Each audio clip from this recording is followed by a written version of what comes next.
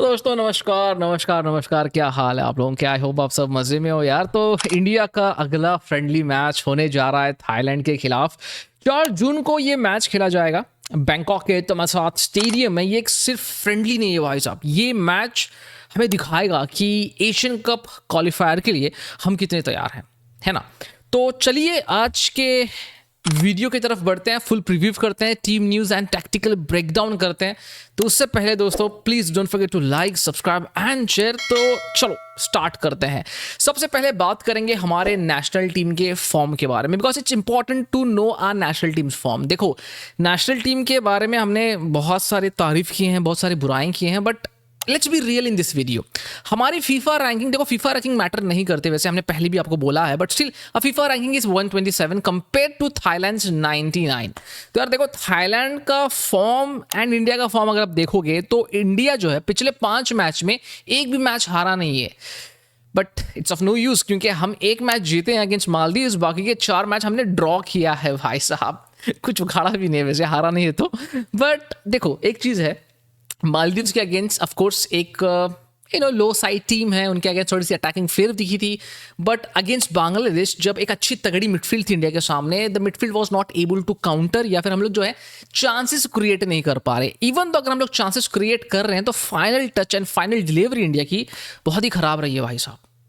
तो प्रॉब्लम क्या है, इंडिया का एग्जैक्ट प्रॉब्लम क्या है? तो आप अगर मैचेस को होल 90 मिनट्स देख रहे हो बारीकी से, तो आपको एक चीज पता चल जाएगी, इंडिया के डिफेंस में इतना दिक्कत नहीं है, but the problem is the midfield and attack. क्योंकि एक सिंक जो होना चाहिए आपकी मिडफील्ड एंड अटैक में, वो आपको नहीं दिख रहा है, वो बहुत ही कम है। तो इसको कैसे टैकल करें नाउ, ये तो मनोलो जाने और उनके प्लेयर जाने, सिंपल सी बात है।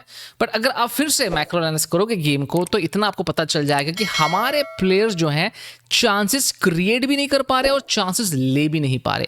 बहुत ही ज़्यादा लिथर्जिक है अपने विजन को लेके एंड अवेयरनेस को लेके। एंड स्पेशली जब अटैकर्स की बात होती है तो राइट टाइम पे राइट पोजिशंस लेना या फिर between the defenders proper line में रन लगाना, ये इनसे हो नहीं पा रहा है भाई साहब, ये इनसे नहीं हो पा रहा है। वो जो एक की मूवमेंट जो चाहिए, इंपॉर्टेंट मूवमेंट जो चाहिए गेम में, वो हमारे अटैकर्स नहीं कर पा रहे। And now there are lots of fans who are putting Manolo Marquez under the bus. मतलब बार बार मनोलो मार्कस को यहाँ पे मुजरिम ठहराया जा रहा है। क्या ये रियल है? I mean like if you look at Manolo Marquez as the coach, has he done good enough with this Indian national team? अगर मैं सच बोलूं विदाउट बीइंग बायस, तो I am not happy the way he has handled Indian national team. Because When I saw Manolo Marcus in Indian Super League, जब हमने देखा हैदराबाद के साथ में वो कमाल करते हुए, हमने देखा FC गोवा के साथ में भी सेकेंड सीजन में उन्होंने एक कप जीता है। But if you look eight कि जो तरीके का वो इंडियन सुपर लीग के क्लब्स को संभालते हैं और नेशनल टीम को संभालते हैं, थोड़ा सा फ़र्क आपको दिख रहा है। बट अगेन ये फ़र्क नॉर्मल है, क्योंकि आप देखोगे इंडियन सुपर लीग एक लीग है, उसमें वो क्लब डोमेस्टिक प्लेयर के साथ में आपको एक इंटरनेशनल फ्लेयर मिल रहा है। बट जब हम लोग बात करते हैं नेशनल टीम की, तो वहाँ पे आपको एक ही फ्लेवर मिलेगा भाई साहब। उसी फ्लेवर को आपको कुछ थोड़ा सा रिमिक्स करना पड़ता है। तो हमारे प्लेयर्स ऐसे हैं और उनके फ्लेवर्स ऐसे हैं कि इनको रिमिक्स करना मतलब भाई साहब बहुत मुश्किल होता है। तो आई थिंक कहीं ना कहीं that has been the problem कि उनको उनके हिसाब से प्लेयर्स नहीं मिल रहे and he has not able to work with this player, because there are lots of problems in a national team right now. There is a big debate going on कि भाई ये जो प्लेयर्स हैं ये Indian super league में बहुत कमाल करते हैं, ये इंडियन सुपर लीग में बहुत अच्छा खेलते हैं, बट जब भी ये नेशनल टीम में आते हैं तो इनका परफॉर्मेंस खराब हो जाता है। तो इसका एक सिंपल आंसर है इंटरनेशनल प्लेयर्स। जो इनकी खामियां हैं, जो इनकी कमियां हैं, ये इंटरनेशनल प्लेयर्स जो हैं इनके होल्स को भरते हैं। बट जब ये नेशनल टीम में आते हैं तो कोई हेल्प करने के लिए नहीं होता, क्योंकि ये सब भाई भाई है, एक दूसरे की क्वालिटी को ये छुपा नहीं पाते हैं। तो यहाँ पे अगर हम लोग कोच की बात करें तो कोच क्या ही कर लेगा भाई साहब। बट एक चीज़ है, स्क्वाड सिलेक्शंस को लेके भी यहाँ पे फेवरेटिज्म लाया जा रहा है, बार बार यहाँ पे इन पे इल्ज़ाम लगाया जा रहा है ना। उसके ऊपर मैं तो कमेंट नहीं कर पाऊंगा, बिकॉज हमारे पास कितने प्लेयर्स हैं वो पहली बात देख लो आप। एंड अगर है भी प्लेयर्स तो वो क्या क्वालिटी है उनके पास में, क्या एक्सपीरियंस है उनके पास में। हाँ, बोलने के लिए तो हम लोग बोल सकते हैं कि यार छोड़ो एक्सपीरियंस यार, रिस्क ले लो, बट इंपॉर्टेंट गेम्स में रिस्क लेना इट्स नॉट राइट। तो यहाँ पे ऑफ कोर्स आप उंगली उठा सकते हो मनोलो मार्कस के ऊपर भी, इन प्लेयर्स के ऊपर भी, इनके वर्क रेट के ऊपर भी, एंड इनके गेम प्ले की अगर हम लोग बात करें तो टैक्टिकली कॉम्पैक्ट बनाना चाहते हैं नेशनल टीम को। बट यार देखो डिफेंस एंड मिडफील्ड में आप कॉम्पैक्ट कर ही लोगे, बट लाइक आई सेड हमारा प्रॉब्लम डिफेंस नहीं है, हमारा प्रॉब्लम है मिडफील्ड में क्रिएटिविटी एंड अटैक। तो इसको कैसे सही किया जाएगा? सिंपल आंसर OCI, सब यही बोलेंगे, बट डिफिकल्ट है right now. If you talk about the Thailand game, if you talk about the next upcoming Hong Kong game, ये दोनों गेम्स में क्रिएटिविटी को लाना बहुत मुश्किल होगा, स्पेशली विद द प्लेयर्स जो हम लोग इतने साल से देखते आ रहे हैं, इतने मैचेस से देखते आ रहे हैं, जो लास्ट 5 मैच में भी इतना ज़्यादा क्रिएटिविटी आपको देखने के लिए नहीं मिला होगा। Because even though you will get a sign, कुछ गेम्स में आपको साइन दिखेगी कि हमारे प्लेयर्स क्रिएट करने की कोशिश कर रहे हैं but we are not able to score. But हमारा अगर आप क्रिएटिविटी का ग्राफ भी देखोगे तो बेकार है भाई साहब, एकदम मतलब गंदा है। तो it's of no use talking about कि भाई क्रिएटिविटी है but we are not able to score, we are very dead in terms of attack. तो अगर आप मतलब मार्कस की लीडरशिप में देखोगे तो हमने गेम्स एक ही जीता है, वो भी 490 दिन के बाद में हमने गेम जीता है, राइट। तो यार अभी क्या ही कर सकते हैं, we have to just move on and look at the key players of India. ना बोलने के लिए तो ये की प्लेयर्स हैं, बट क्या ये परफॉर्म करेंगे इसकी कोई गारंटी नहीं है। आपको लग रहा होगा यार थोड़ा सा नेगेटिव हो रहा हूँ इस वीडियो में, बट इट्स रियलिटी भाई साहब, इट्स रियलिटी। वो आपका इंडियन फुटबॉल फैन का मुखौटा हटा के एक रियल फुटबॉल फैन के हिसाब से आप सोचो कि रियलिटी में आप मानते हो कि हमारे पास की प्लेयर्स हैं जो गेम अपने बलबूते पे चेंज कर सकते हैं। I don't think so, we don't have that. जी हाँ, बट एक लीडर है हमारे पास में जिसका नाम है सुनील छेत्री। ऑफकोर्स रिटायरमेंट से वापस आए हैं, ISL में 12 गोल मारे हैं, तो उन पर बहुत ज़्यादा निर्भर रहेंगे, बहुत सारे रिस्पॉन्सिबिलिटीज उन पर रहेंगे। उसके बाद में है ऑफकोर्स लिस्टन कोलासो का एक अच्छा फॉर्म चल रहा है, even though I don't rate him high, but he is a very good winger who can at least try to go 1v1 situation create करने की कोशिश करेंगे। उसके बाद है संदेश जिंगर एंड अनवर अली की पेयरिंग, जिसके ऊपर मेरा मतलब लाइक सच बता रहा हूँ, मैं बहुत दिनों के बाद I feel like really watching Sandesh Jhingar and Anwar Ali, I need them to get back in that form of 2023 भाई साहब, क्योंकि वो एक बहुत ही बढ़िया सीजन था for Indian football and Sandesh Jhingan and Anwar Ali were the middle pillars of this season. तो मुझे ऐसा लगता है कि यार ये कुछ कमाल कर सकते हैं ये सीजन, तो आई जस्ट वॉन्ट कि भाई ये अच्छा खेलें। बाकी अगर मिडफील्ड की बात करें तो अप्पुया एंड सुरेश अपने टॉप गेम पे होना चाहिए, क्योंकि सामने के विंगर्स की बात कर लो, इन स्ट्राइकर की बात कर लो, थोड़े तगड़े हैं। I am talking about only Thailand game की बात हो रही है, यहाँ पे हांगकांग की गेम को गोली मारो फिलहाल के लिए, क्योंकि भाई इनके चनातिप जैसे एक मिडफील्डर्स हैं जो कि बहुत अच्छे रन्स लगाते हैं, बहुत अच्छे तरीके से ग्लाइड करते हैं मिडफील्ड में। तो यार देखो, यंग मिडफील्डर्स को टैकल करने के लिए यंग मिडफील्डर्स होने चाहिए, आपके पैरों में ताकत होनी चाहिए। तो मेरे ख्याल से अप्पुया एंड सुरेश के ऊपर बहुत ज़्यादा रिस्पॉन्सिबिलिटीज रहेंगे to nullify the attack, to suppress the attack done by Thailand. चलिए थाईलैंड की बात आई है तो अभी थाईलैंड की थोड़ी सी प्रीव्यू कर लेते हैं कि भाई थाईलैंड कैसी टीम है। वैसे जैसे मैंने बताया 99th रैंक टीम है थाईलैंड, ठीक है। और रिसेंट फॉर्म की अगर हम लोग बात करें, थोड़ा सा मिक्स्ड फॉर्म है, अफगानिस्तान एंड श्रीलंका के साथ में विंस निकाले हैं, बट वहीं पे वियतनाम की बात कर रहे हैं तो 2 लेग का जो फाइनल था वो हारे हैं वो आशियान कप में। तो एक चीज़ है कि हम लोग अफगानिस्तान साथ में हारे हैं और ये टीम जीत के आई है, तो वहाँ पे आपको एक सॉलिडिटी दिख रही है। एंड ऊपर से इनके होम ग्राउंड पे मैच है, तो भाई स्ट्रांग रहे हैं, हिस्टोरिकली स्ट्रांग रहे हैं Thailand on their home ground. तो ऐसा लग रहा है कि ये मैच भी थोड़ा सा ना एक टैकी वाला होने वाला है। अगर आप की प्लेयर्स की बात करें जो कि थाईलैंड में हैं, अच्छे प्लेयर्स हैं, भी डिसेंट प्लेयर्स वो लाए हैं। चनतीप का नाम बार बार आता है भाई साहब, चनतीप सुकरसान एक बहुत ही अच्छे प्लेयर हैं, थाईलैंड के मेसी कहलाते हैं, सबसे डेंजरस क्रिएटर हैं ये। इंडिया को इनको न्यूट्रलाइज करना पड़ेगा अगर मैच जीतना है तो, क्योंकि ये इनकी क्रिएटिविटी टॉप नॉच है। पैट्रिक गुस्तावन है जो कि पावरफुल स्ट्राइकर हैं, एरियल थ्रेट लेके आते हैं भाई साहब, टॉप नॉच स्ट्राइकर हैं।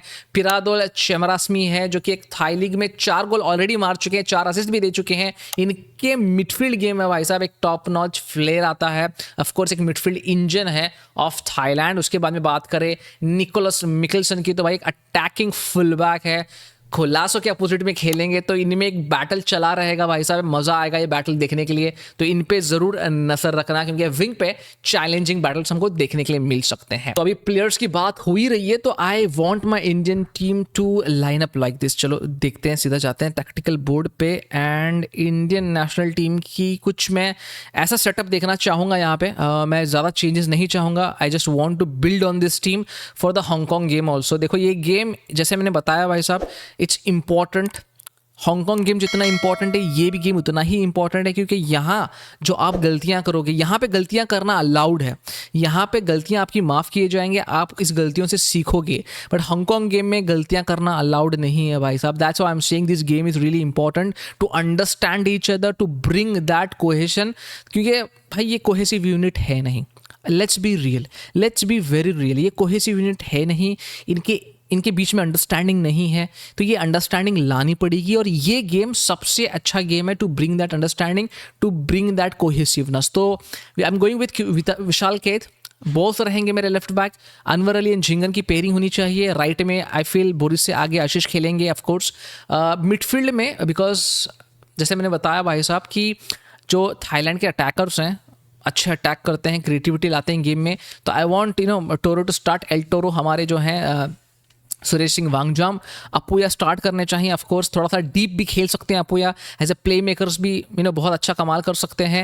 And I just want Apuia, क्योंकि इनकी लिमिटेड प्ले मेकिंग एबिलिटी है, बट इनके जो क्रॉसेज आते हैं, जो सडन डिफेंस टू अटैक वाले बॉल्स आते हैं, अच्छे होते हैं, बट लिमिटेड है इनकी क्रिएटिविटी। दोनों की बात कर लो, सुरेश सिंह वांगजाम की बात कर लो, अपुया की बात कर लो, limited play making ability, and that's why India lacks that defence to attack वाला स्ट्रैटेजी। एंड स्पेशली जब आप काउंटर अटैक खेलते हो, जो कि इंडिया का गेम है काउंटर अटैक का, उसमें अगर आपके जो डीएम हैं, आपके जो सीएम्स हैं, वो अगर डिफेंस से अटैक नहीं कर सकते इन अ क्विक सक्सेशन, तो भाई डिफिकल्ट होता है to run the game, right. तो इंडिया, मुझे लगता है कि यहाँ भी एक थोड़ी सी here they lack.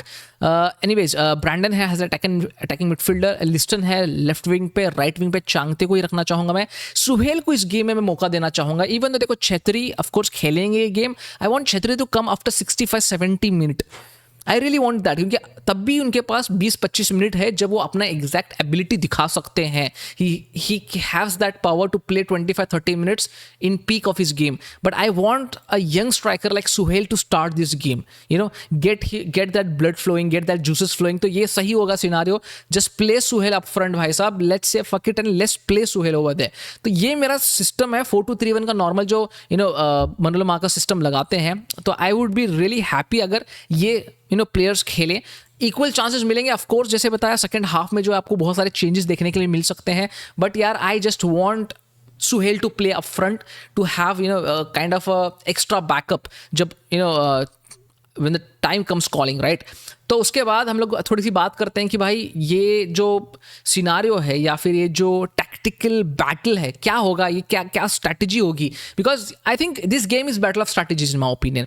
आप इंडिया को देखो, लो ब्लॉक काउंटर अटैकिंग स्ट्रैटेजी, ये पक्का रहेगा। आप कितना भी बोल लो भाई साहब, India plays low block and counter attacking strategies. दूसरा उनके पास सीन है ही नहीं, दूसरा ऑप्शन उनके पास है ही नहीं। कोलासो एंड छेत्री के ऊपर अगर कोलासो एंड छेत्री स्टार्ट करते हैं तो हैवी रिलायंस होगा उनके ऊपर। इवन तो मैं कितना भी चीखूं चिल्लाऊं कि सुहेल को स्टार्ट करो, सुहेल को स्टार्ट करो, मुझे ऐसा लगता है कि Colaco and Chhetri up front start करेंगे, बिकॉज ऑफ कोर्स भाई साहब यू नो वाई, ठीक है। उन पर बहुत ज़्यादा हैवी रिलायंस रहेगा कि अटैकिंग आउटपुट डालें। चांगते थोड़ा सा इन्वर्ट होकर एज अटैकिंग मिडफील्डर भी हेल्प कर सकते हैं ब्रैंडन को, चांगते रन्स भी लगा सकते हैं, बट ज़्यादा वाइड मुझे लगता है कि चांगते खेल पाएंगे इस गेम में। मिडफील्ड में स्टेबिलिटी बनाना एक बहुत बड़ा चैलेंज इंडिया के लिए, ये गेम में भी बहुत बड़ा चैलेंज रहेगा विथ थाईलैंड प्लेइंग दिया हाई पोजीशन टीम, मिडफील्ड में कंट्रोल रखना, फुल बैक्स एग्रेसिव है उनके, पुश करते हैं बहुत ज़्यादा, जहाँ से इंडिया काउंटर मार सकता है, क्योंकि अगर उनके फुल बैक पुश कर रहे हैं तो इंडिया इजीली काउंटर मार सकता है। बट अगेन काउंटर मारने के बाद क्या हम लोग गोल स्कोर करेंगे, क्या हमारे पास वो क्रिएटिविटी है? That's what I am saying. हमारी मिडफील्ड थोड़ी सी वो क्रिएटिविटी नहीं लाती है जो कि लानी चाहिए, क्योंकि थाईलैंड एक ऐसी टीम है जो काउंटर प्रेस करेगी आपको, एंड काउंटर प्रेस करते वक्त they will do lots of mistakes. क्या हम लोग मिस्टेक्स के ऊपर यूटिलाइज करेंगे, क्या फ़ायदा उठा पाएंगे, ये तो वक्त ही बताएगा भाई साहब। And Chandeep is the key, इस की को बंद करो, इसका ताला तोड़ दो भाई साहब। चनदीप को थोड़ा सा रोम करने के लिए मत दो, उसको स्पेसिस में आने के लिए मत दो, उसको भाई साहब फॉल्स करते रहो, उसको रोक के रखो। अगर ये बंदा मूव करना स्टार्ट करेगा तो इंडिया के लिए बहुत ज़्यादा नुकसान हो सकता है। तो दोस्तों मुद्दे की बात, ये मैच आप कहाँ पे देख सकते हो? तो ये मैच फैन कोड ऐप पे लाइव देख सकते हो आप इंडिया में। बाकी जो इंटरनेशनल लोग हैं हमारे जैसे, उनके लिए मैं कुछ एक जुगाड़ करूंगा श्योरली। टीवी पे अभी तक कोई ऑफिशियल कंफर्मेशन है नहीं, जैसे मैंने बताया जुगाड़ करेंगे, तो भाई टीवी पे अगर कुछ कंफर्मेशन आता है तो हम लोग जरूर आपके साथ में शेयर करेंगे, क्योंकि अभी तक as usual All India Football Federation ने कोई ब्रॉडकास्टर के बारे में यहाँ पे डिक्लेयर नहीं किया है। तो 4 जून को ये मैच है 6 बजे इंडियन स्टैंडर्ड टाइम पे। फैन कोड पे आप ये मैच देख सकते हो। तो भाई साहब फैन कोड ने ये थाईलैंड वाला मैच और अगला हांगकांग वाला मैच, एंड उसके बाद जो सितंबर में हम लोग बांग्लादेश के साथ में खेलने वाले हैं वो वाला मैच के राइट्स ले लिए हैं। तो दोस्तों ये मैच मनलो मार्कस एरा का असली टेस्ट होगा। छेत्री वापस आए हैं। टीम थोड़ा सा लग रहा है कि भाई थोड़ी सी कॉन्सेप्ट लग रही है टीम में, थोड़ा सा फॉर्म लग रहा है। आई डोंट नो, बोलते हुए मुझे शर्म आ रही है, ठीक है। लेकिन क्या हम एक टॉप 100 रैंक टीम के खिलाफ अपने लेवल दिखा पाएंगे? ये सबसे बड़ा सवाल है। थाईलैंड स्ट्रांग है, लेट्स एग्री ऑन दैट, लेकिन इंडिया के पास भी थोड़ा सा मोमेंटम है, ऐसा लग रहा है। क्लीन शीट और स्मार्ट फिनिशिंग से हम रिजल्ट निकाल सकते हैं, बट दोनों भाई साहब इंडिया के साथ में मील नहीं खाते, वो अलग बात है। बट देखते हैं क्या होता है, बिकॉज आई फील अगर आप मुझे पूछोगे तो ये मैच थाईलैंड ले जाएगा। दिल से पूछोगे तो मुझे ऐसा लगता है कि इंडिया 1-0 या 2-1 निक कर सकता है, बट दिमाग बोल रहा है थाईलैंड, प्रोबेबिलिटी यही है। तो लेट्स सी भाई साहब। तो दोस्तों, अगर आपको ये प्रीव्यू पसंद आया तो लाइक करो यार, सब्सक्राइब करो और कमेंट में अपना स्कोर प्रिडिक्शन जरूर देना। मिलते हैं ऐसे ही एक नए वीडियो के साथ में अगली बार। अंटिल देन, जय हिंद और जय भारत।